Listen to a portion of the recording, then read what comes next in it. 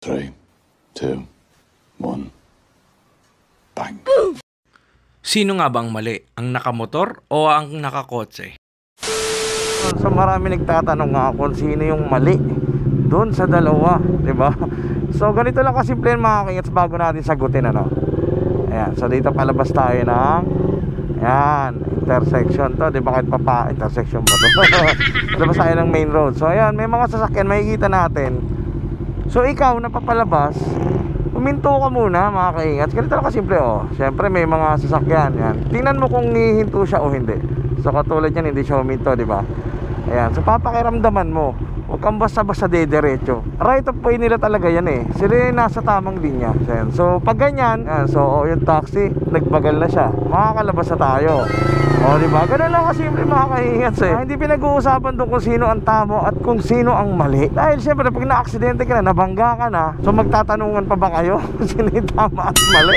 Eh may damage na kayo pareho. Pareho lang kayong maaabala. Nasa exam ng LTO yan mga kaingats, na wag mong ipaglalaban yung iyong karapatan. Actually naman kasi ang tama naman talaga doon yung nakamotor. Kasi nasa tamang linya siya eh. Pero hindi porke nasa tamang linya ka, eh hindi ka na magiging aware. Kung nakakita ka ng mga intersection katulad doon, mga kanto, maghinay-hinay ka. Kung nakita nyo yung kotse doon, medyo nakausli na. So imposibleng hindi niya makita, hindi niya mapansin, di ba? Problema lang doon, hindi siya nagminor. Yung kotse din, nakita niya naman na mabibilis din, hindi niya hinintay na huminto yung mga sasakyan. Katulad yung motor, hindi niya hinintay na huminto man lang, di ba?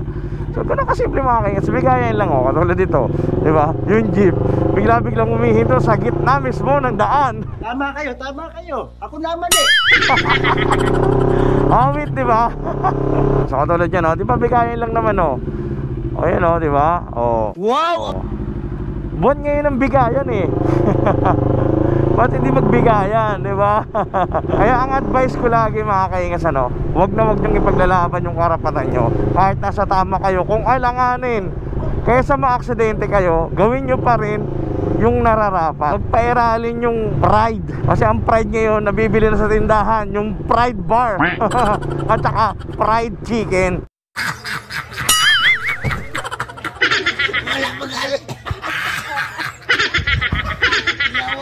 Lagi nyo tatandaan mga kaingas, sa kapag nasa kalsada kayo, hindi na pinapairal basta-basta dyan kung sino ang tama o kaya kung sino ang mali.